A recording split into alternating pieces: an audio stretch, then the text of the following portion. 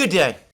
Today is Sunday, 10th August 2025, and in a short while I will be discussing the increasingly chaotic situation in terms of the preparations for the Trump-Putin summit meeting in Alaska. I say chaotic. Maybe there's no actual chaos. Maybe what we're getting is just media spin and counter spin in Washington and in Europe. But anyway, before I get to that, I'd like to discuss the military situation in Ukraine, because of course this is what is driving the whole diplomacy, the political situation, the various moves and counter moves, the diplomatic moves and counter moves by the Trump administration and by the Russians, and what is ultimately shaping the direction of the entire conflict. Now, to repeat again, after the collapse in March of Ukrainian positions in Kursk region and the Russian recapture of the city of Sudzha, in April, the Russians began their spring, summer, autumn, major 2025 offensive. And there's been various attempts at various times by various people in the media in the West and by various Western commentators to pretend that this offensive wasn't succeeding, that it was making slow or sluggish progress, that the progress that was being made was coming at horrific and enormous cost to the Russians, and basically that Ukraine was successfully holding its own. I have never, at any point in time, since the offensive in April began, accepted that view. I have said that it is based almost entirely on wishful thinking or misunderstandings of the events on the battlefields. And increasingly now, we can start to see admissions about this in the West as well. And one of the most interesting facts, one of the most interesting admissions, perhaps more correctly, more accurately, that came out of various informed parties in the West over the last couple of days is the key importance, the absolutely central significance of Donbass and of the urban area of Donbass in the war.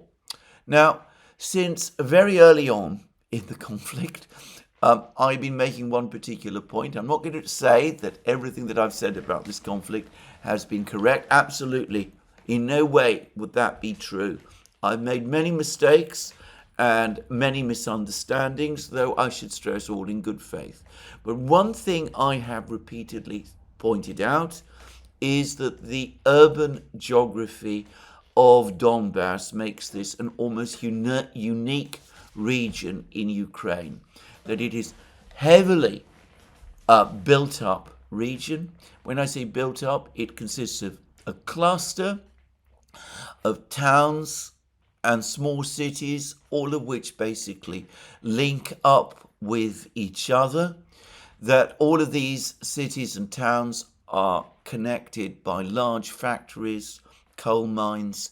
This is an industrial region. It bears some resemblance to the Ruhr region in Germany. It is a natural fortified line. And the Ukrainians and their Western backers, particularly the US engineers, who early on in the war confirmed that they had helped the Ukrainians to set up their defense lines in eastern Ukraine, understood this, and they took the urban landscape of Donbass and created strong fortified positions there. In effect, a series of strong fortified lines, all anchored in these various cities and towns in Donbass. And the nature of the fighting in Donbass has meant that the Russian army has had to battle through one of these towns after another. It's had to capture Mariupol, Severodonetsk, Lysychansk, Solidar, Bakhmut, Avdiivka, Krasnogorovka. It's had to fight its way through, and after the fall of Toretsk at the start of this year, it finally reached the last big fortified line that the Ukrainians have in Donbass. The one made up of the four cities, Slavyansk, Kramatorsk, Konstantinovka, which together form a large urban cluster, a long urban cluster, and some distance away, the town of Pokrovsk. And it's been fascinating to see how when rumours began to circulate, and I'm going to call them rumours now, that Witkoff and Putin, over the course of their discussions on Wednesday, spoke about the possibility of a ceasefire if Ukraine withdrew from this line of towns or cities in eastern Donbass, ceding this entire territory to the Russians. A whole cluster of articles started to appear all across the media, initiated by a commentary by the Institute of the Study of War, which, to be clear, is where the Western media gets most of its understanding of the conflict. It goes to their website. Anyway, initiated by the Institute of the Study of War, which finally acknowledged the key importance of this line of towns. If this line is broken, if the Russians consolidate and capture the entirety of Donbass, then there is no comparable barrier between them and the Dnieper. It doesn't mean that they would arrive in the Dnieper in a few days or a few weeks, that they would just be able to drive to the Dnieper and there would be no Ukrainian resistance. Obviously, there are villages and small towns, and there are also streams and rivers, and there are various obstacles, and there are one or two big towns as well, Pavlograd in particular. But there is nothing similar to this fortified urban landscape that one finds in Donbass. The Russians would get through. It would take them a couple of weeks, months, maybe half a year, but the pace of the Russian advance would quicken, and it would become far more difficult for the Ukrainians to hold the Russians back, and the Ukrainians would start to suffer higher and higher losses as they tried to hold back the Russians in what would in effect become open country. So this is why the battle for Donbass is key.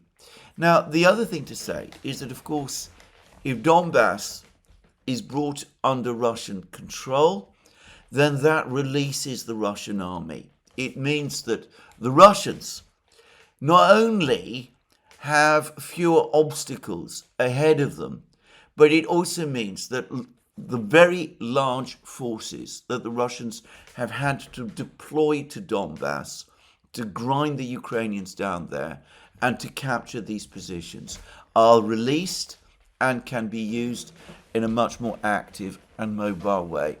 And that doesn't even bring into the equation the two big reserve armies that the Russians have in the rear, which I suspect are being built up also with the intention of taking advantage of Ukrainian problems once the Battle of Donbass is finally won.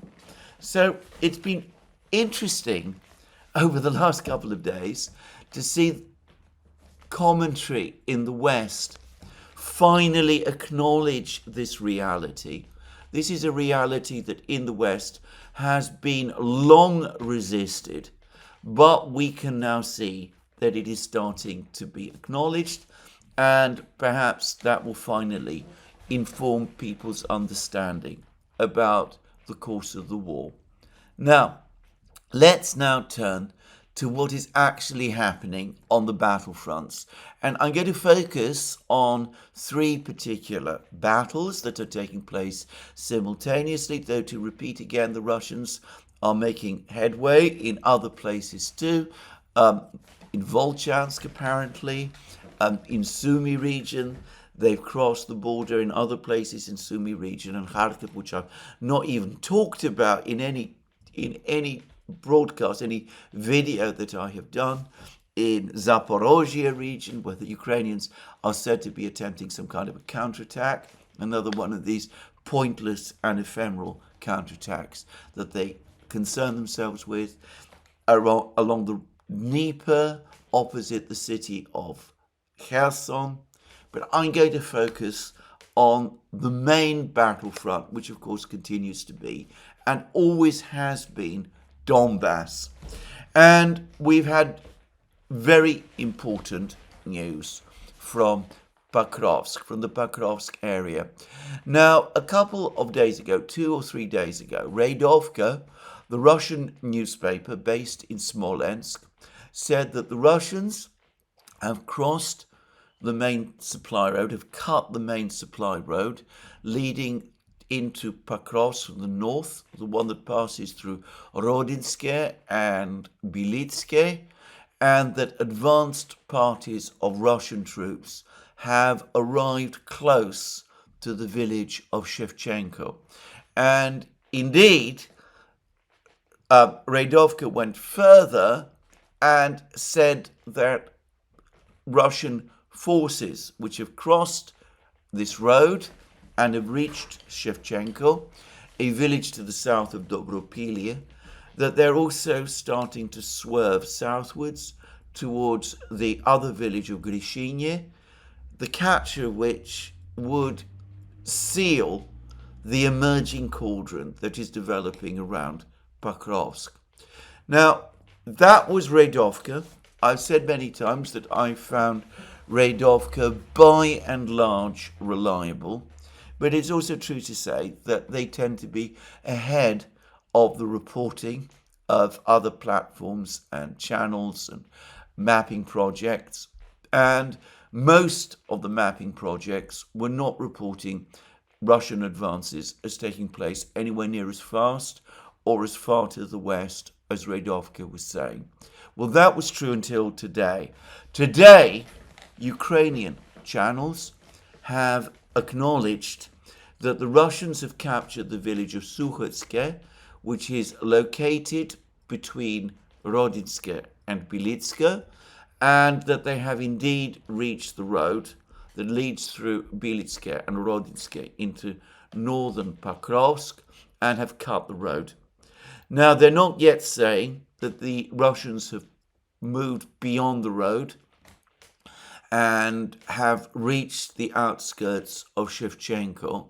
But if you look at a map, it is likely that those Radovka reports were true. Probably these were Russian reconnaissance units, lightly equipped mobile reconnaissance units that have reached the outskirts of Shevchenko rather than regular Russian infantry.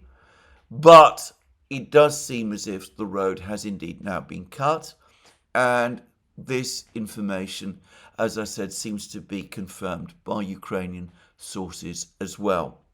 There are also reports that the Russians are continuing their advances well to the north, that they have indeed captured the village of Nikhanorivka to the northeast of Belitske. There were reports to that effect some time ago, that they're also attacking another village called Rusin Yar, which is located to the northeast of Pokrovsk, Popiv Yar and Poltavka and Rusin Yar, and that they're moving still further north towards other villages like Shahove. This is well to the northeast of Pokrovsk, but the indications are that the Russians are not only building up their positions to the northeast and northwest of Pokrovsk, but that they are starting what is clearly an envelopment operation, an encirclement operation for Konstantinovka, the town to the south of the southern town in the Slavyansk, Kramatorsk, Konstantinovka conurbation, the last major conurbation, the last fortified line that the Ukrainians still control. And, well, if the Russians consolidate all of these positions, then following the fall of Pokrovsk, the Russian army will be released and it will be able to mount this encirclement and complete this encirclement of Konstantinovka. And then in that event, we are really looking at a major operational crisis with a real risk that the Ukrainian forces in Donbass, in the Slavyansk, Kramatorsk, Konstantinovka conurbation, might find them cut off from supply and might find themselves in crisis. Anyway, so this information, it seems, is confirmed. The Russians have cut the supply road from the north into Pokrovsk, and this has been acknowledged and admitted by the Ukrainians themselves. It looks as if, moreover, Ukrainian resistance north of Pokrovsk is fragmented. The Ukrainians don't seem to be able to hold back the Russians there.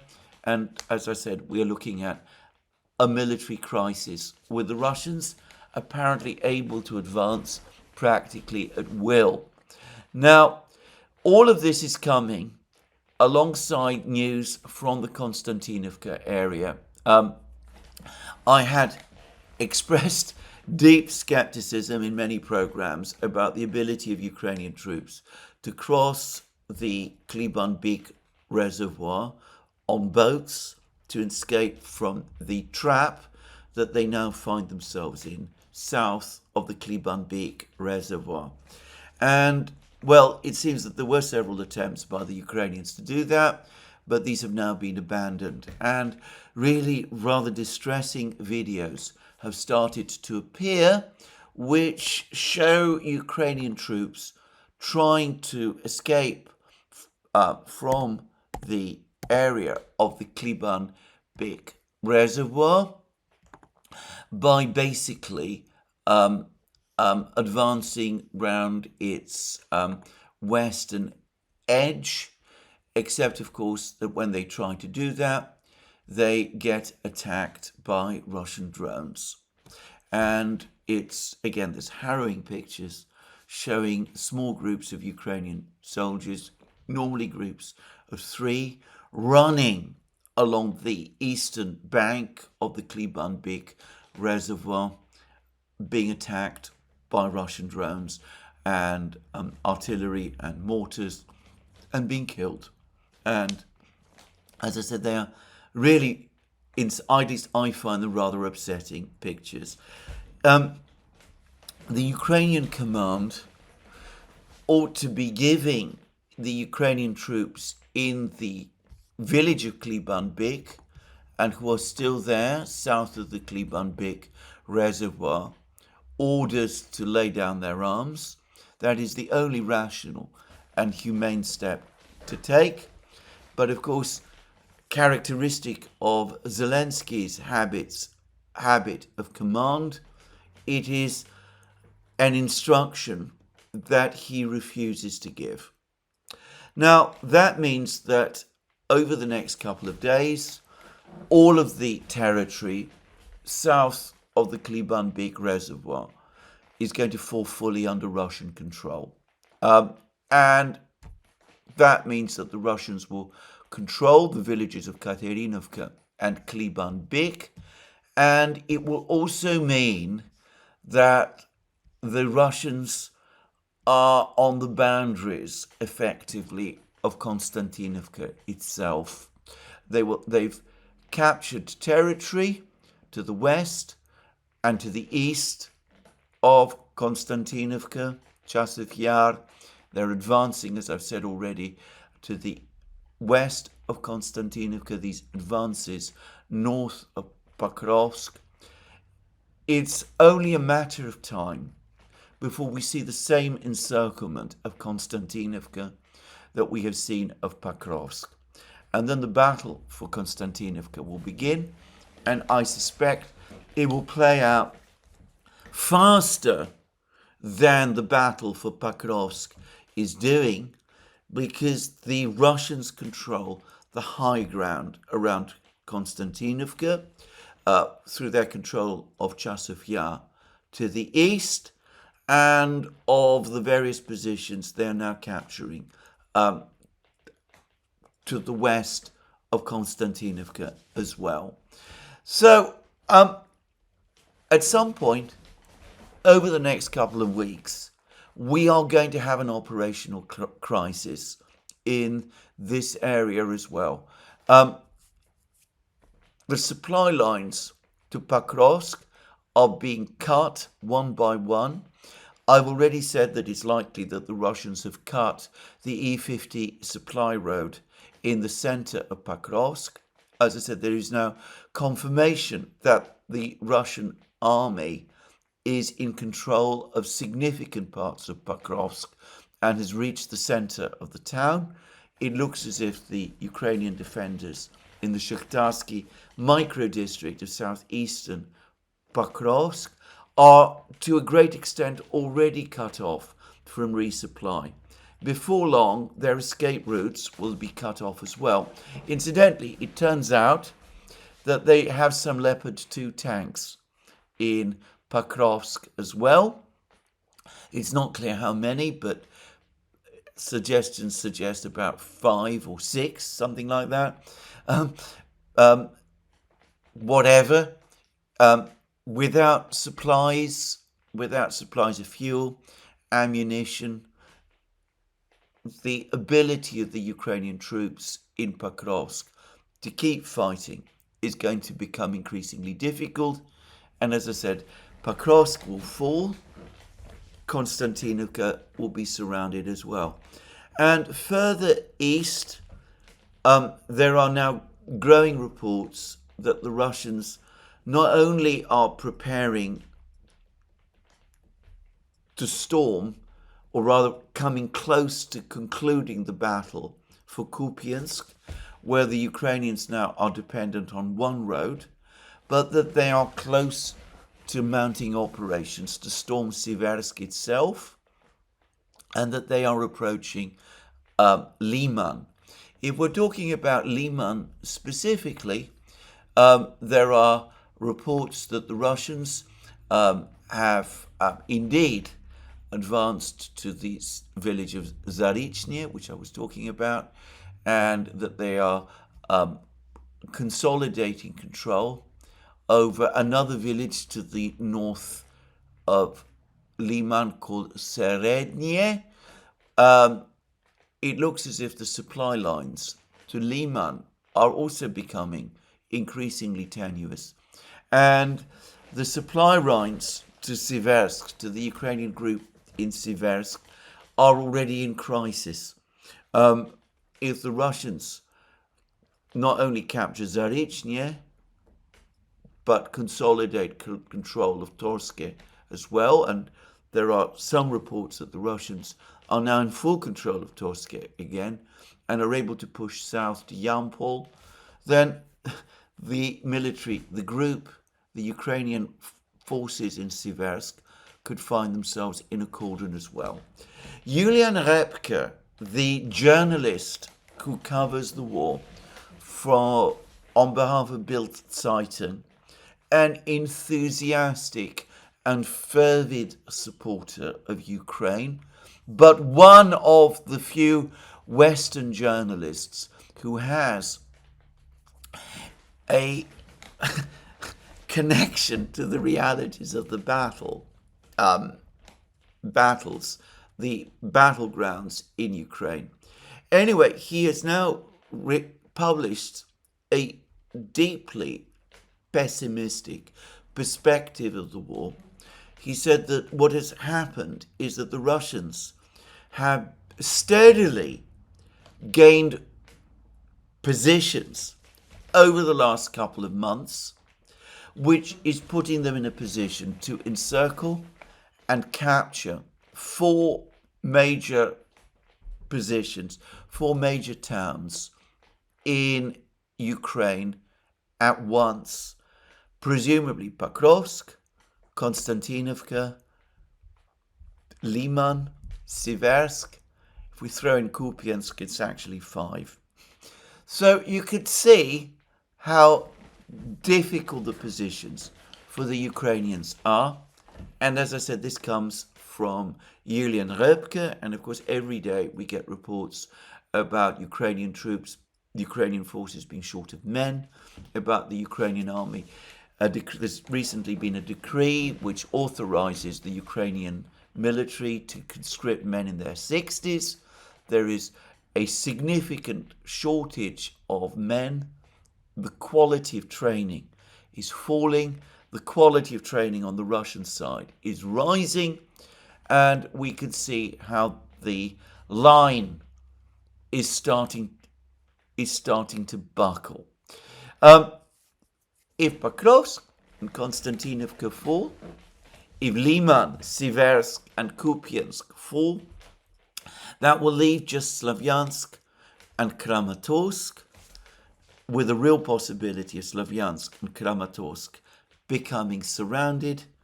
We could have a massive cauldron appearing in Donbass unless the Ukrainians withdraw.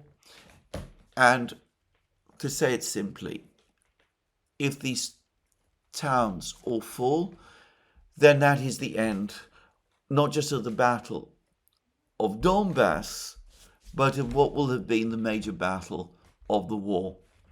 Now, over the course of a program that Alex Christoforou and I did, in fact, a live stream that Alex Christoforou and I did, commenting about the Trump-Putin summit, which we did yesterday on the Duran, Alex compared the situation with what happened in 2015 in Debaltseve. Now, at that time, the fighting in Ukraine was on a much smaller scale than we are seeing today.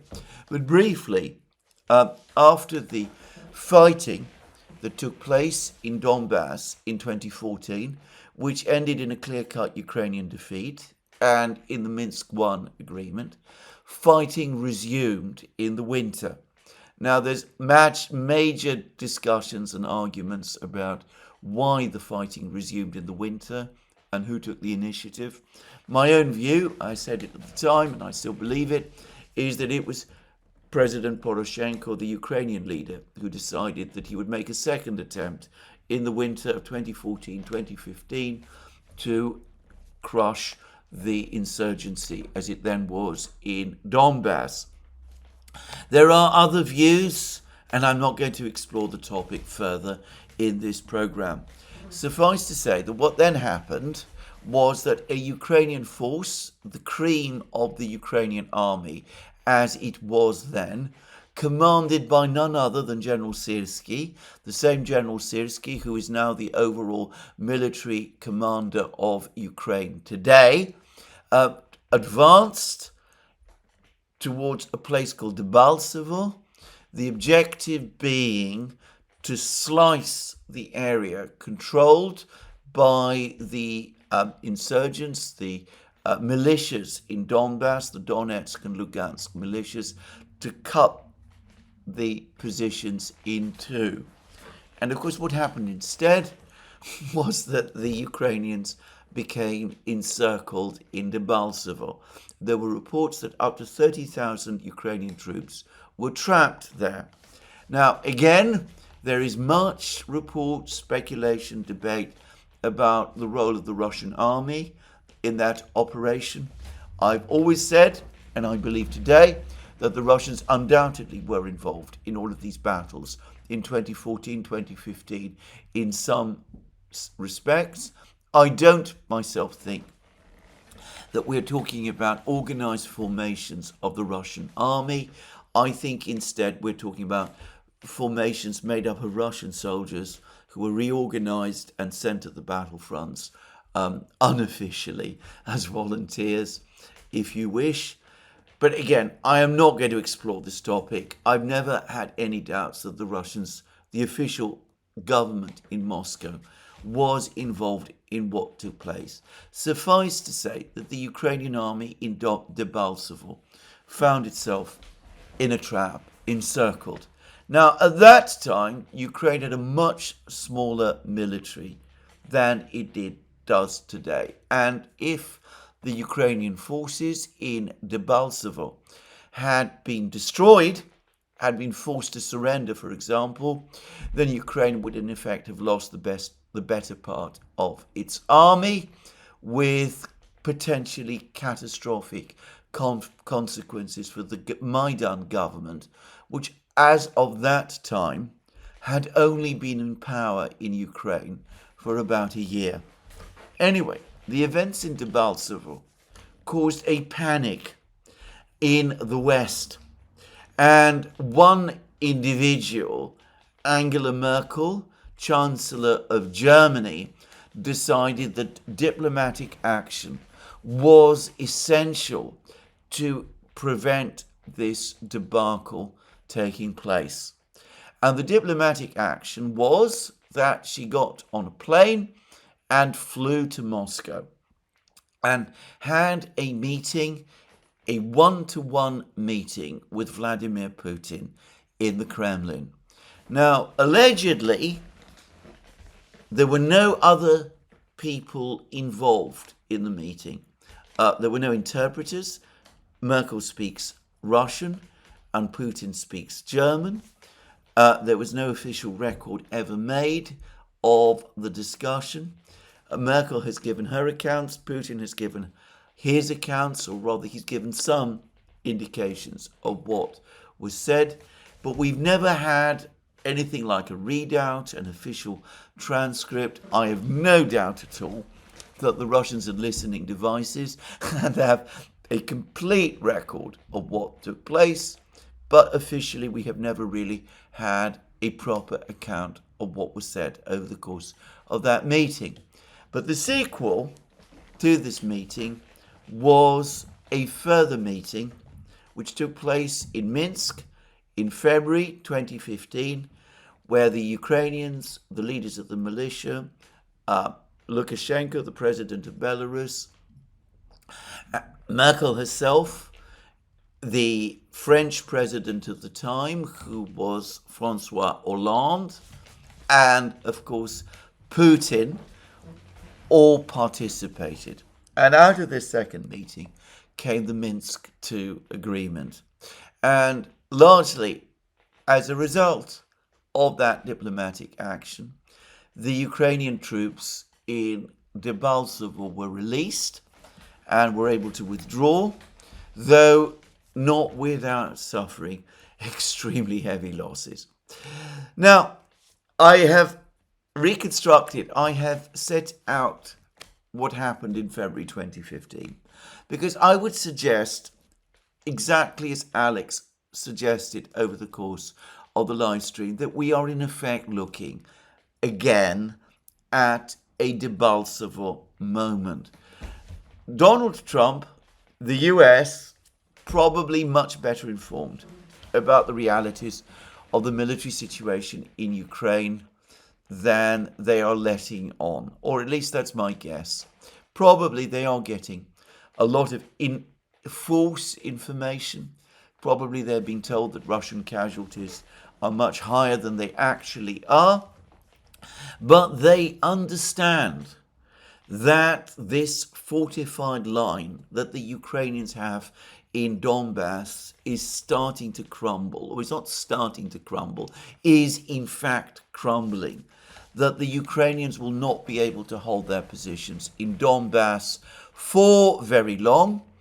And they also know that all attempts to put pressure on the Russians through sanctions and other threats against Russia's trading partners, have failed.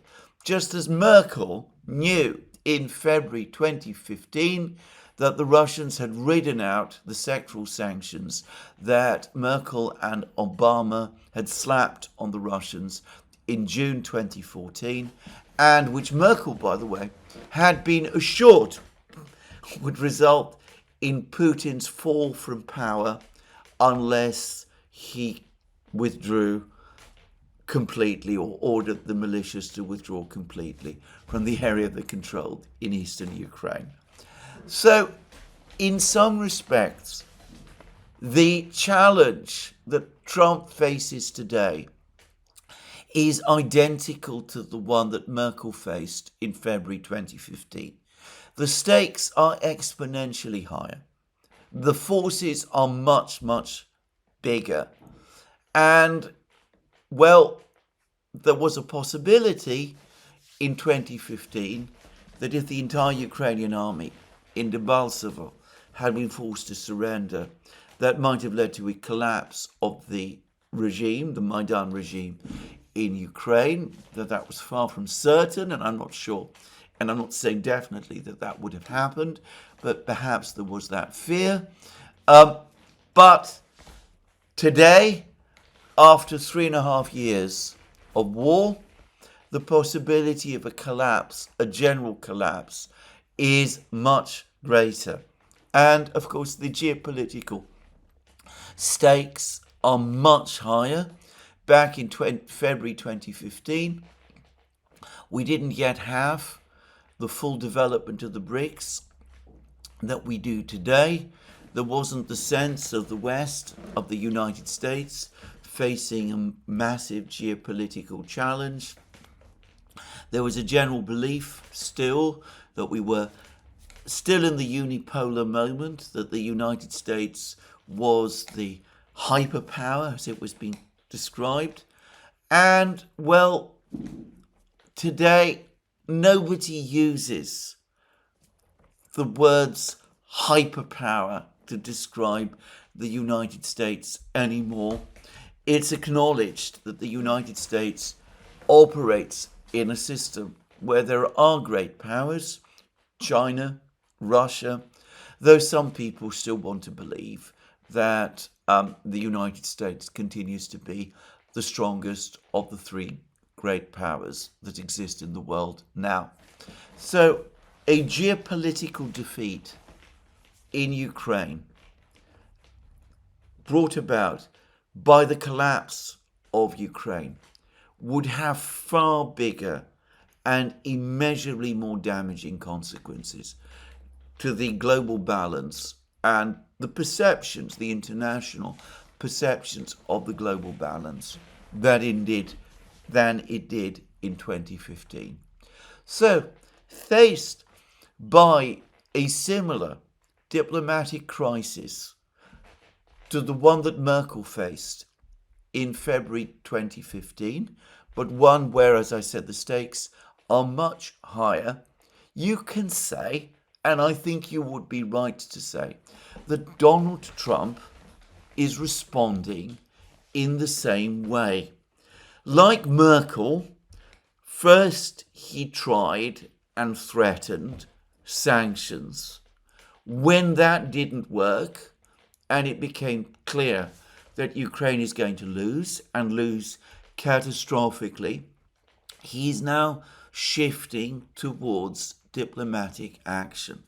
This is why, just as Merkel wanted to meet Putin in February 2015 and had that meeting with Putin, the full details of which have never been disclosed, this is why Trump wants to meet Putin now. He has, of course, other issues to worry about. He's got the problems that he finds himself in with the neocons in Washington, with Lindsey Graham and Richard Blumenthal and all of those. He's got no situation is exactly the same. But we can see how the dynamic, the imperative that drives Trump is not that different from the one that Merkel faced in 2015. Now, if you understand that, then you also understand the logic behind what Trump is seeking to do. At some level, he and other officials within the administration understand that they're out of cards, that they can't change the military dynamic in Ukraine. There's been much talk about sending more weapons to Ukraine. The hardliners in Congress at the Senate Appropriations Committee want to authorize another $51 billion arms package for Ukraine. The Europeans are talking about buying weapons from the Americans via NATO to send to Ukraine. An admission that the Europeans themselves don't have any more weapons to send. The reality is that inventories are massively run down. There is no prospect of being able to send more Patriot missiles to Ukraine. And far from weapons production in the West increasing, there are increasing signs now that weapons production is actually falling. The reason is that Russia's de facto ally, which has been deeply antagonized by the way in which not just the Americans, but the Europeans have acted over the last 3 years. Russia's great ally, China, is now starting to take steps to counter the pressure the West has been placing upon it. And whilst Western pressure on China has been, well, it has had some effect, but not decisive effect, the steps the Chinese are taking, on the contrary, are having a decisive effect. I was reading yesterday, I think it was in Reuters, no, it was in Die Welt, that German industry is now starting to face a major crisis because of shortages of rare earths, because China is reducing or controlling supplies of rare earths. Now, civilian industry across the West needs rare earths, and China is in a decisive position because it has a virtual monopoly, not just over mining of rare earths, but refining of rare earths as well. But if civilian industry needs rare earths, and as I said, the effects on German civilian industrial economy are now starting to show, well, military industries need rare earths even more. And when there are general shortages of rare earths, that is inevitably going to impact production. One can perhaps find workarounds. Probably there are stockpiles of rare earths some places in the world. I suspect that unannounced and unreported across the world, intelligence agencies are working for the West, are trying to hunt down unused stockpiles of rare earths wherever they can, or are trying to divert shipments of rare earths to keep Western industries still operating. This is a story that one day might be written about, or perhaps not.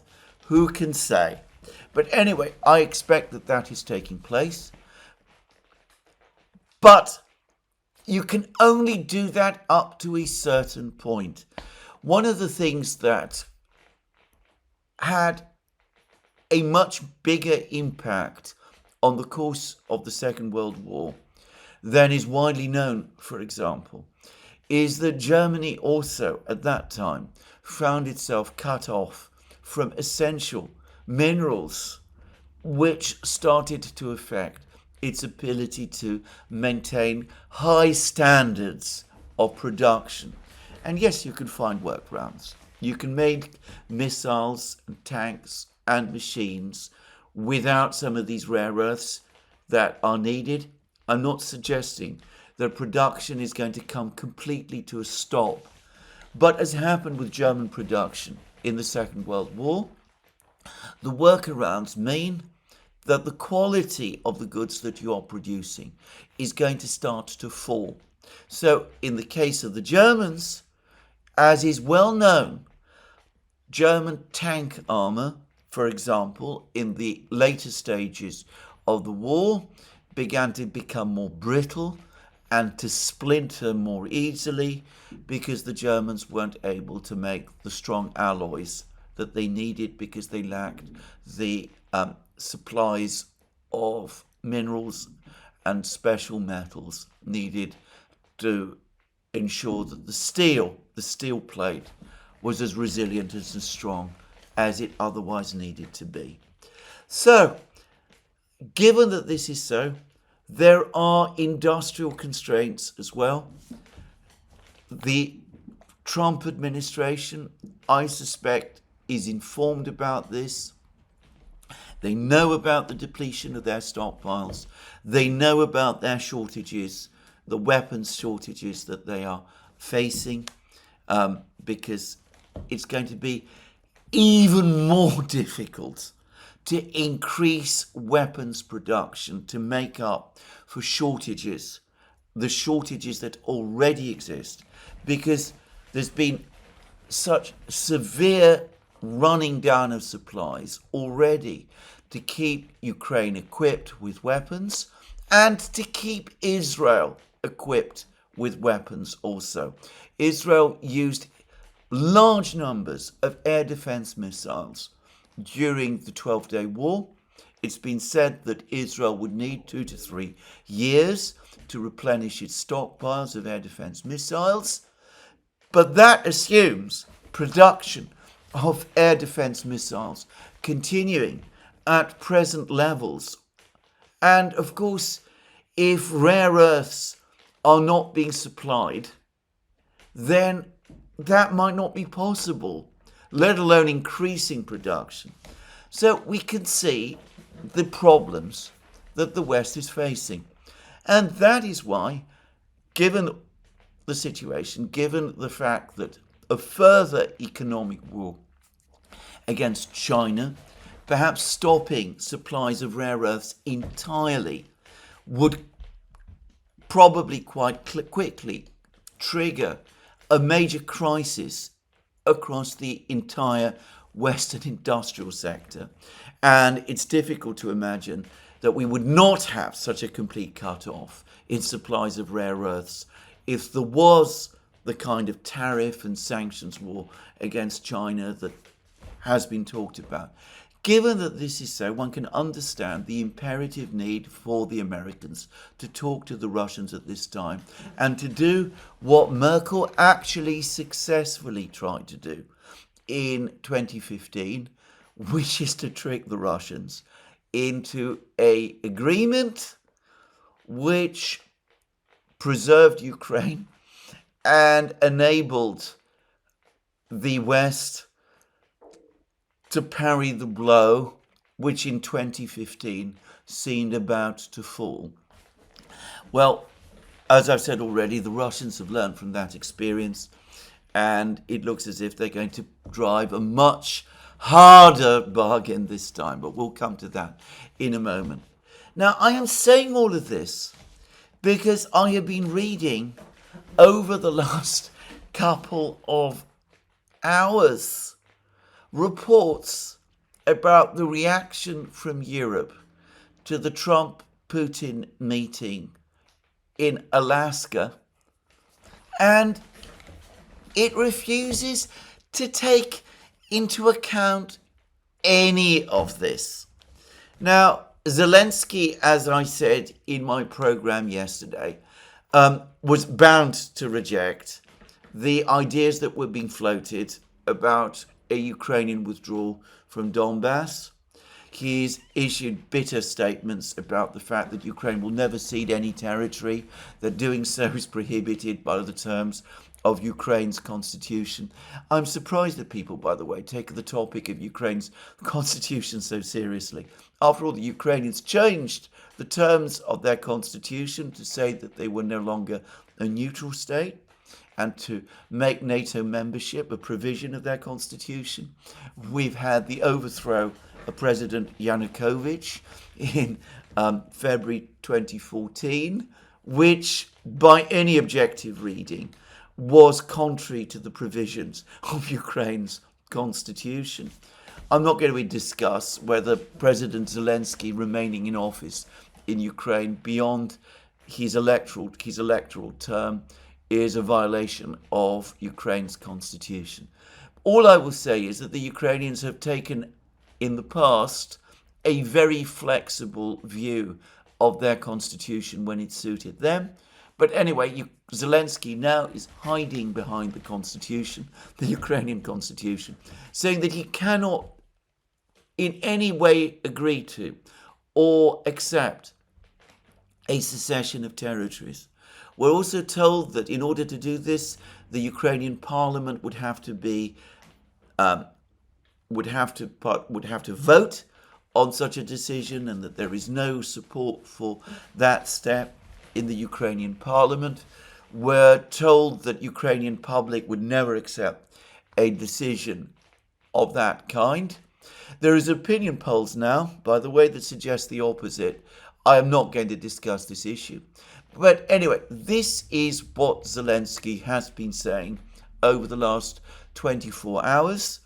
And we hear that he's angry and upset and in some kind of panic about the fact that Putin and Trump are going to be meeting on Friday, and that he is apparently in shock that where he'd been led to expect last week that massive sanctions against Russia and its trading partners are coming, suddenly the Americans have reversed themselves in this way, and he's now alarmed and furious about this. Well, all of these reactions and responses from Zelensky are predictable because, as I have said many times, what is at stake for him is his own position in Ukraine. If there is a peace, he will not remain president of Ukraine. And if there is a peace in which he is held accountable, he will not be able, obviously, to set up a government in exile if it comes to that. And questions might be asked of him about the way in which he has led Ukraine and conducted the affairs of Ukraine during the time that he is in power. He has been in power. I read an article today by Daniel Hannan in the Daily Telegraph. The article is massively critical of the latest steps taken by Donald Trump over the last few days about the Trump-Putin summit. It talks about a betrayal of Ukraine. I'm not going to waste time analysing all of that. It's entirely predictable. But I noticed that even Daniel Hannan, who is a fervid supporter of Ukraine, now finally acknowledges that Zelensky is not the perfect leader of Ukraine that we've all been led to believe, that he's tolerated corruption, that he has authoritarian tendencies, that he's closed down opposition media sites and persecuted dissident politicians and all of those things which Daniel Hannan has never admitted up to this point. So Zelensky does not want to be put in a position where the war ends and his record is challenged and his political position collapses. So he wants to stop this meeting on Friday. Ideally, he would like to prevent it happening at all. If it's going to happen, he would like to be there so as to make sure that it doesn't lead anywhere. And if he cannot be there, then he wants to make sure that no effective business is done between Putin and Trump at this meeting, and certainly there is no steps taken that might actually lead to the end of the conflict in Ukraine. One can completely understand what Zelensky is seeking to do, and his response to the announcement of the Putin-Trump summit doesn't need to be analysed in detail.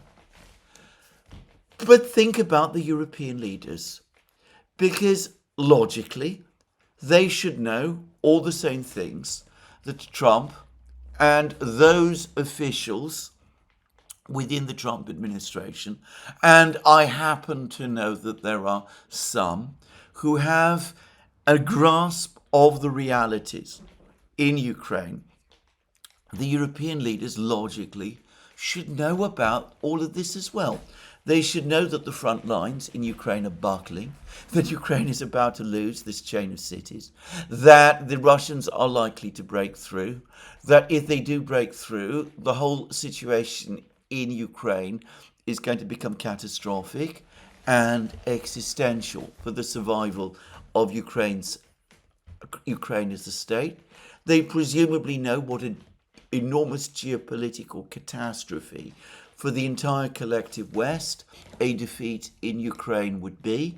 They obviously know the pressures that are being exerted by the fact that the Chinese are restricting exports of rare earths, and the fact and the pressure that this is causing on Western manufacturing.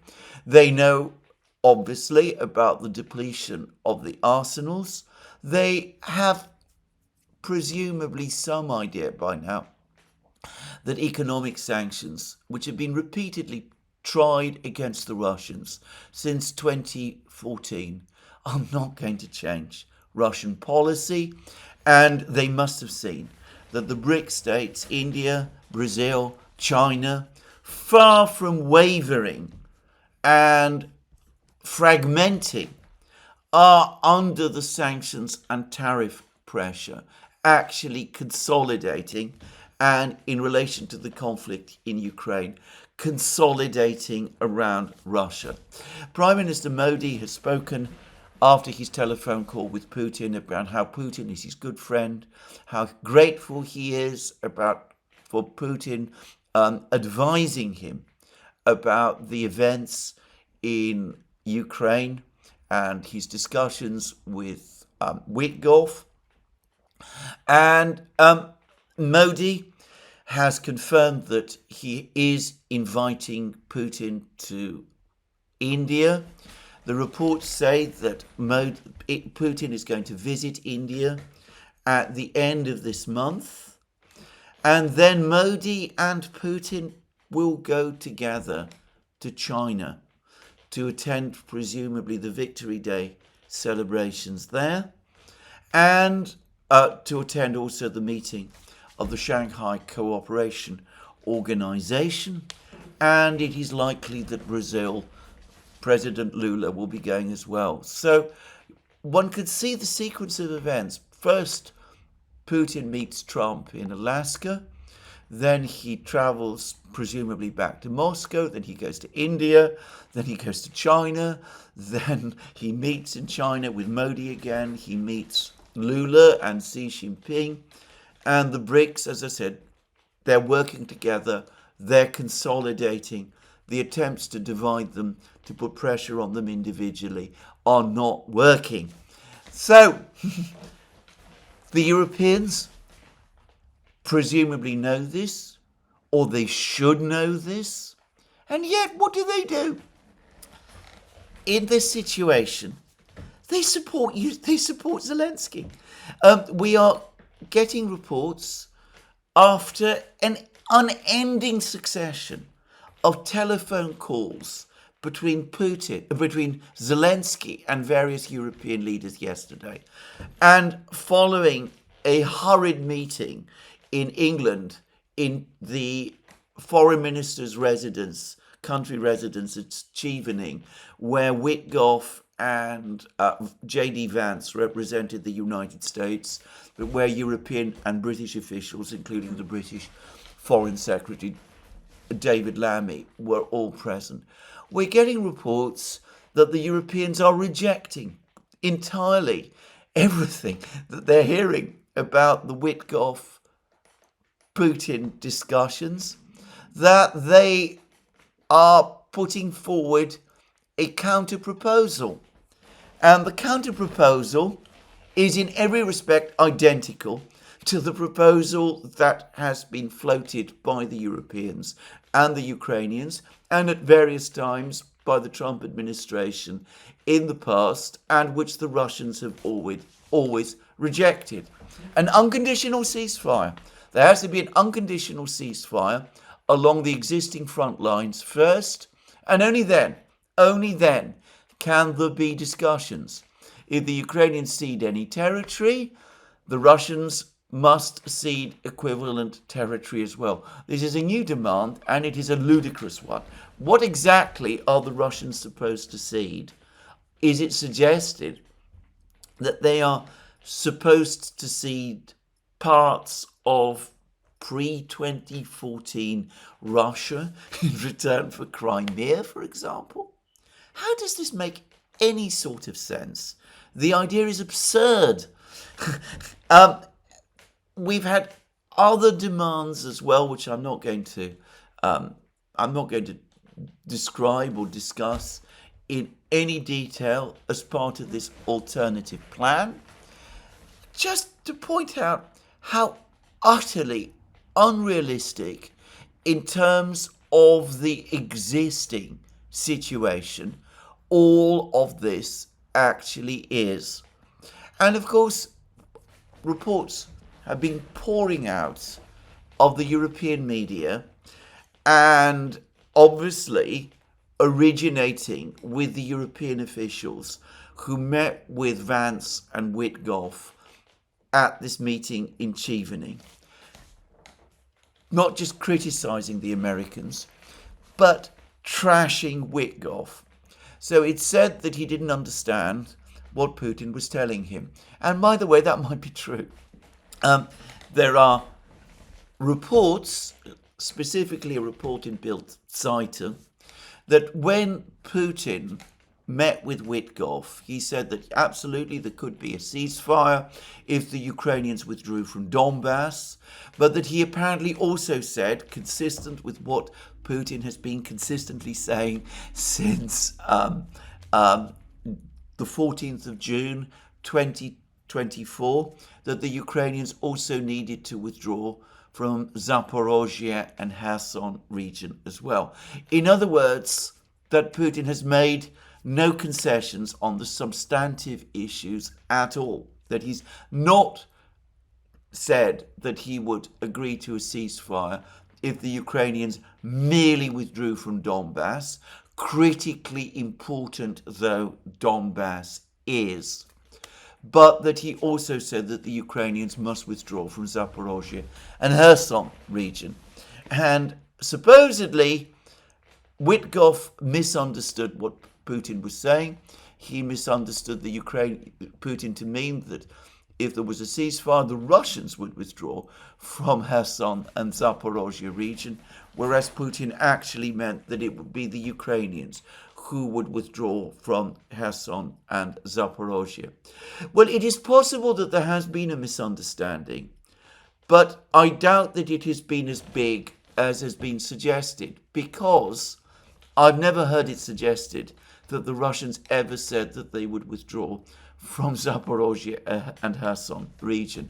My own understanding is that Putin and Witkoff discussed the possibility of the Russians stopping their offensives in Zaporozhye and Kherson and Kharkiv and Sumy and Dnipropetrovsk regions if the Ukrainians withdrew from Donbass, agreeing to a ceasefire. But, having said that, I accept that there might have been misunderstandings. It may be that Putin did say that the Ukrainians needed to withdraw from Zaporozhye and Kherson region, as well as from Donetsk and Lugansk regions. After all, that has been what he has been consistently saying since 14th of June 2024, and it makes complete sense to me that he would stick to the position that he has always had. But of course there's been other comments about Witkoff as well, which go beyond misunderstandings. It suggested that Witkoff didn't understand much of what Putin was saying, that he wasn't able to give a coherent and consistent account of what Putin was saying. It's been suggested that Witkoff was incompetent and was absolutely not up to the standard of these sorts of negotiations. I don't dispute some of these descriptions entirely, but I would suggest that there might be another explanation for Witkoff's incoherence, which touches on the points that I made in my program yesterday, that what Witkoff is presenting as a Russian proposal, that the Ukrainians withdraw from Donbass in return for a ceasefire, was actually an American proposal, or at least an idea, maybe not a proposal, an idea that Witkoff floated, and which the Russians showed some interest in. And Witkoff might not want to acknowledge that fact to the Europeans in the meeting which took place.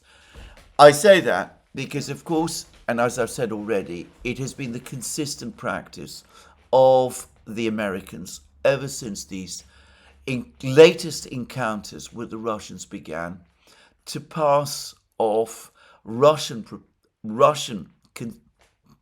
American proposals for the summit meeting, for example, as Russian proposals instead.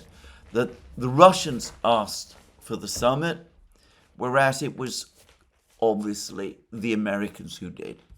Anyway, this is ultimately unimportant. The key thing is, what exactly is it that the Europeans want to achieve from all of this? Logically, what they're doing is that they're making it all but impossible for Putin and Trump to make much progress in the negotiations. On Friday, the Ukrainians are going to reject any proposals from the Americans and the Russians to withdraw from Donbass. They will feel under less pressure to do so because the Europeans are backing them. The Europeans will be confident that if they and the Ukrainians veto any ideas for withdrawals that come from Putin and Trump's meeting, they will have the backing of Lindsey Graham and Mitch McConnell in the Senate and of the neocons in Washington. We can already see that the neocons in Washington are busy. Yesterday, NBC was reporting that an administration official, I'm going to make a guess that it's the same administration official, who a few days ago was touring the studios and the media offices and was saying that for the Trump administration, Zelensky's participation in the summit meeting in Alaska was a precondition, that if Zelensky didn't go, there would be no meeting in Alaska and no summit meeting between Putin and Trump at all. Some American official, as I said, was briefing about this. Trump killed that. He's killed that story stone dead. He made it clear that he would meet with Putin, even if Putin was not prepared to meet Zelensky. And when the arrangements for the summit meeting were published, the invitations and all of that were published, it was clear that Zelensky was not being invited.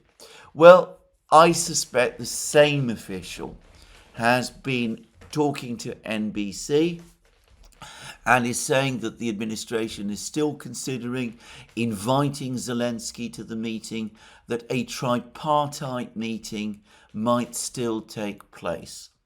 And a few hours ago, the White House had to publish a statement saying that whilst the United States remains open to a tripartite meeting of Putin, Zelensky and Trump. The meeting, which is going to take place in Alaska, is a bilateral meeting and is being approached by the United States in that way.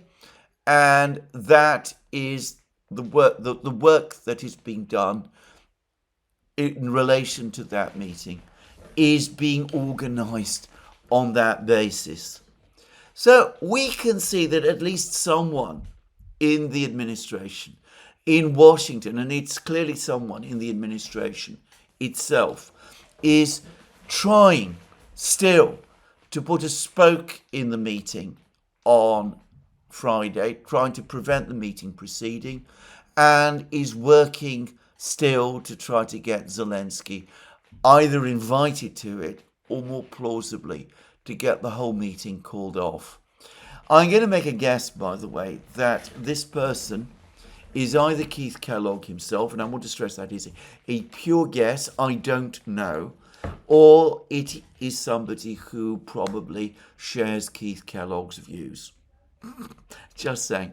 Anyway, we could see what is going on, that there are already attempts being made to turn the meeting away from any kind of discussion as to the substantive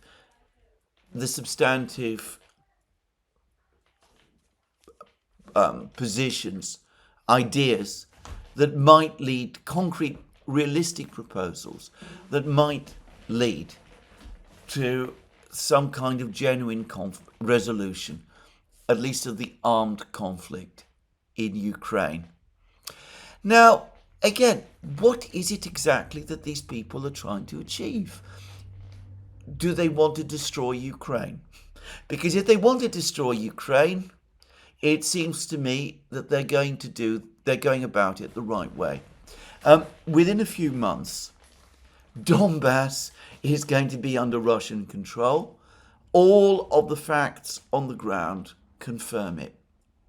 So they are fighting relentlessly, diplomatically, with every diplomatic tool that they have to prevent the surrender to the Russians of territory that is going to pass under Russian control anyway.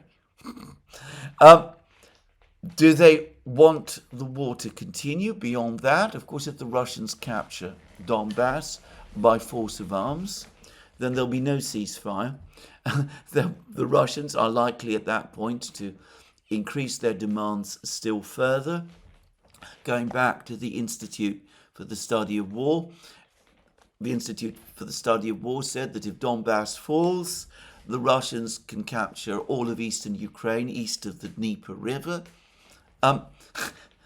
Is that the situation that these people want the West to find itself in? Do they want sanctions, massive sanctions and tariffs to be imposed on Russia, and not just on Russia, but on the BRICS states?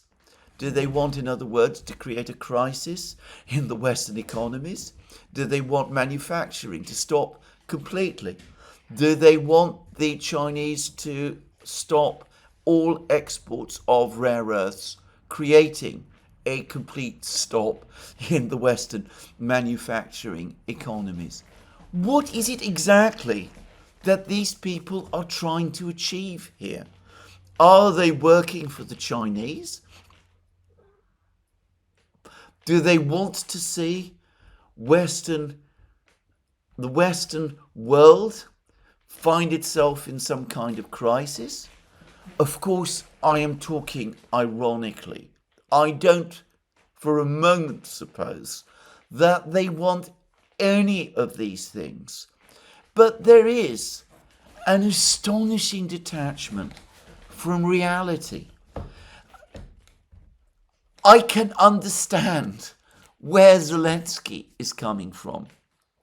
The conduct and attitude of the leaders of Europe utterly baffles me. If they had some realistic proposal to put in place, or whatever it was that Witkoff and Putin discussed when they met on Wednesday? Well, I would consider it. But the only proposal that they are making is a completely unrealistic one, which the Russians have rejected and which they are in no position to impose. Now, Europe is in deep crisis. I was looking at the opinion polls. It looks as if Chancellor Merz's government is already imploding. The German people are turning their backs on it. I read an article in The Guardian about the crisis that the German Green Party is falling into. I'm not going to waste time analysing that.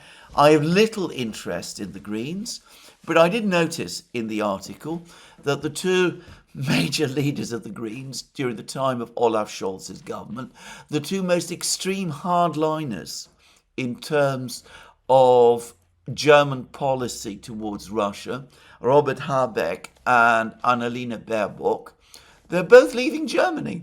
Habeck apparently is going to Denmark, and of course Baerbock has wangled her a post as president of the UN General Assembly, so she's presumably in New York. It's so easy for these people, it seems to me, to leave the place where they have caused so much damage and to move on to better and higher things. But anyway, the point is that they are, well, I'm not going to say that they're fleeing the site when I am saying it, but I don't mean to think that. Probably in their own minds, they are still keeping the fight going. But as I said, I mean, the previous government that led the challenge against Russia is imploding, and the current government that is taking that challenge against Russia still further is now imploding also, only at a much faster speed. And you could say this across Europe as well.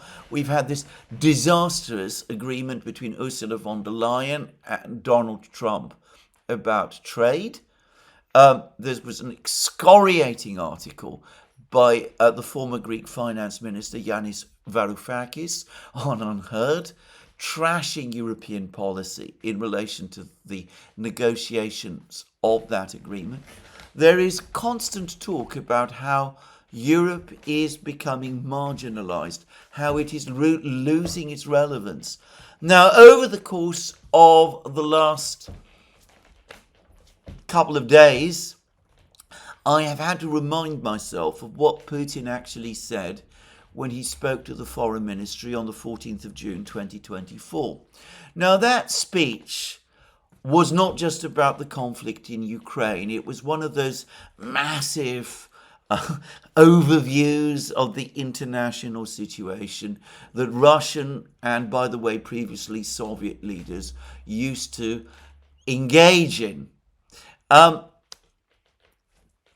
And it was full of insight, and it made all kinds of interesting comments. Look at what Putin said about Europe on the 14th of June 2024. This is before Ursula's trade agreement with Donald Trump. It was before Europe agreed to increase military spending to 5% of GDP, an unachievable objective, as everybody basically admits. It was before Europe agreed to buy weapons from the United States to ship to Ukraine. He said this: I would like to make a brief digression. The threat to Europe does not come from Russia. The main threat to Europeans is their critical and increasing dependence on the United States in military, political, technological, ideological, and informational aspects. Europe is being marginalized in global economic development, plunged into the chaos of challenges such as migration and losing international agency and cultural identity. Sometimes I get the impression that European politicians and representatives of the European bureaucracy are more afraid of falling out of favour with Washington than losing the trust of their own people. And he goes on to say, European politicians tolerate humiliation, rudeness and scandals such as surveillance of European leaders, while the United States simply exploits them for their own benefit. They are forced to purchase expensive gas, which costs 3 to 4 times more in Europe than in the United States. European countries are pressured to increase arms supplies to Ukraine. The demands are constant and sanctions are readily imposed on European economic operators without any hesitation. And then he talks about the pressure from the United States to increase military spending, and he points out that the Europeans are being pushed into spending money on developing what are by now obsolete military technologies, even as the United States is moving forward and investing in the military technologies of the future. And he said that he finished with these words, let them do as they wish. We will probably benefit from it, but in effect, that is the situation. Well, what Putin was saying on the 14th of June 2024 is now the commonplace. And it gets even more absurd because Putin was saying that they have this absolute subservience to the Americans. Except, it seems, when the Americans are trying to do, or at least some Americans are trying to do, something which objectively is in Europe's interest, which is to achieve peace in Ukraine. Well, I remain baffled. I remain bewildered by what the European leaders are going to do. But I'm going to make a prediction. Putin will meet Trump in Alaska on Friday. It's most unlikely that this is going to lead to any end to the conflict. It looks as if the proposal, if it even existed, for a Ukrainian withdrawal from Donbass in return for a ceasefire is now stillborn. The Ukrainians have rejected it. If the Europeans had backed it, the Ukrainians would probably have had to accept it. But given that the Europeans are backing the Ukrainians, the Americans are not going to impose it because the Americans are divided amongst themselves about it. And when I say divided, the people who support this are just a few officials around the president. The vast bureaucracy, the permanent government of the United States, the people who, to use a phrase which Mark Belletic has correctly and astutely adopted, the permanent government of the United States has a continuity of agenda which it is still conducting and which remains as anti-Russian and anti-Chinese as always. And they will not want to see this sort of peace that Witkoff perhaps wants to see in Ukraine happen. Anyway, the forces that are being assembled to block any prospect of progress out of this summit meeting in Alaska are becoming overwhelming. And what they're doing, whether they realize the fact or not, is that they're signing the course they're signing off on the course which will end in the total destruction of Ukraine. That is, whether they understand the fact or not, the inevitable, logical outcome of what they're seeking to do. Anyway, this is where I'm going to finish today's program.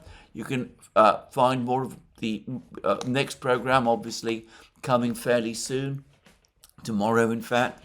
Let me remind you again, you can find all our programs on our various platforms, Locals, Rumble and X. You can support our work via Patreon and Subscribestar. Links under this video. And last but not least, if you've liked this video, please remember to tick the like button and to check your subscription to this channel. That's me for today. More from me soon. Have a very good day.